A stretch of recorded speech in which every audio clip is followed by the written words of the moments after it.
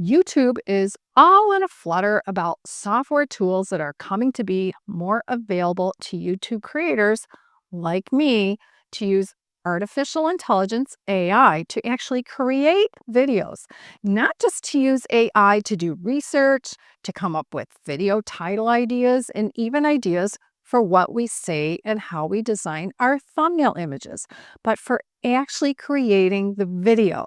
Should you be concerned about this, or should you even care at all? Let us know what you think about this in the comments. Hi, I'm Glory B, and this is GloryB-TV, normally a lifestyle channel for mature women who want to look fabulous, feel amazing, and age gracefully. But nowadays, I can use AI to look fabulous and to look younger to you, the viewer, in a big way. But that doesn't change real life now, does it? You might have seen some of the videos on YouTube or on other social media showing you what people like me are now able to do using AI software tools. If we have the time and the money, we can use tools to create a video which looks like it's using real actors, but it's all been generated by AI. No actors were used in these videos at this so-called car show. Welcome to a non-existent car show. Let's see some opinions. I mean, man, the acceleration is crazy. You look far, step on the pedal, and you are there. I feel safe with him in an SUV, and it seems to be like the right type of car for him. I think the range is only going to get better. Sorry. We don't want to drive gas cars anymore. Yeah, no more gas cars. They're all AI generated. And Will Smith wasn't actually filmed in this video where he's eating spaghetti.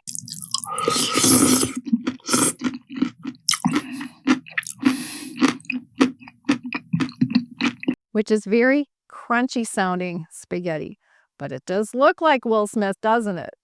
Both were created with artificial intelligence software. No real actors required. I'm not going to be using tools like those that were used to create those videos anytime soon, and probably never. And that's because I want my videos to be completely real. Some viewers have accused me in the past of using a filter. Quite frankly, I don't know how to use a filter. You're seeing the real me through a camera lens and then on your screen, and that's it. I've shown myself with and without makeup, showing the transformative power of makeup, but I've also shown you what a 65-year-old no makeup face can look like after changing your diet and your skincare. That said, I have used some AI tools to play with some thumbnail ideas. Now, these tools are supposed to work in this way. I tell it to come up with a certain type of image, such as a woman of a certain age with a certain expression on her face with blonde shoulder-length hair. Then for the last step, I swap in an image of my face. Now, the first time I did that with AI software for image generation, such as for a YouTube thumbnail image, I got this result.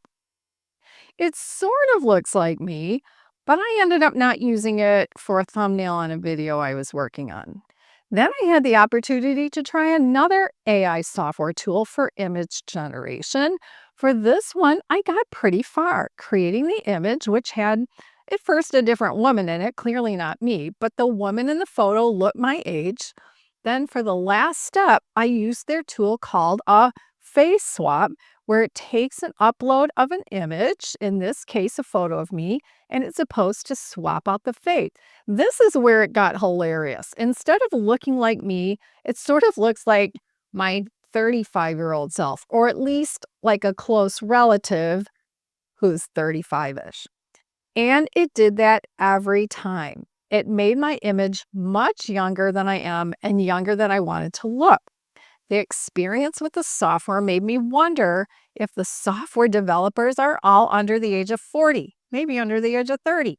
Their code doesn't actually do a real face swap from the uploaded image, keeping everything else the same. Since these images look like the super younger version of me, I didn't use them even for a thumbnail image. I gave some feedback to the AI software company telling them that As a YouTube channel creator, my image is my brand.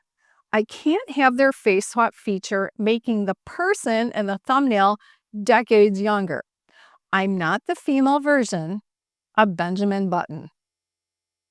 When I created the images in the center of this Benjamina Button clip, it also gave me this one, another younger woman. I ended up creating this other thumbnail instead.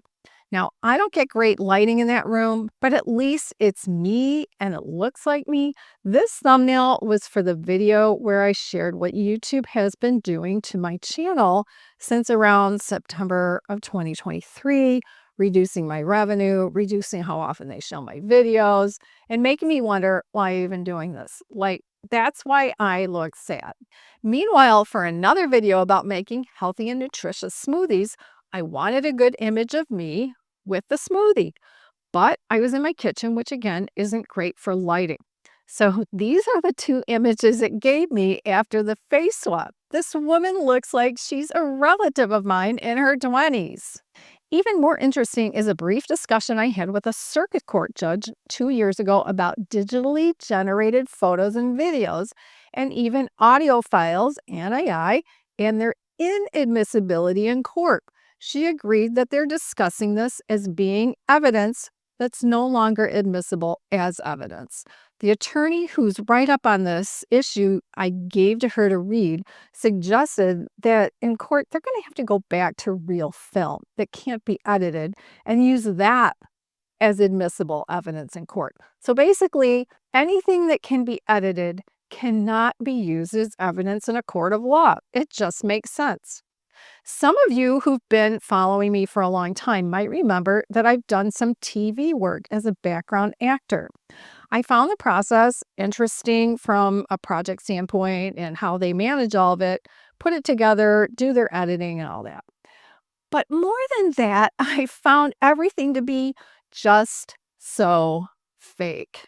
Professionals can use their video creating skills to draw out of us emotional reactions and even trust reactions when we have no rational reason to trust them at all. If we're watching a story that's like reading a fiction book, a fiction film or video, then we know it's just for pure entertainment. In those cases, we don't mind that they're using software to create creatures that don't really exist or suspenseful moments that are for entertainment. But when there's a manipulation agenda, that's when we need to be discerning and decide what we're going to believe and what we're going to spend our time watching. So what's the conclusion? First, I think we need to be aware of the source of what we're watching. If we're viewing a fictional story, a movie, and it was made with AI instead of real actors, it's up to each of us whether we want to watch that. In other words, what industry do we want to support with our money and our watch time? Do we want to support software developers and creative people in that space?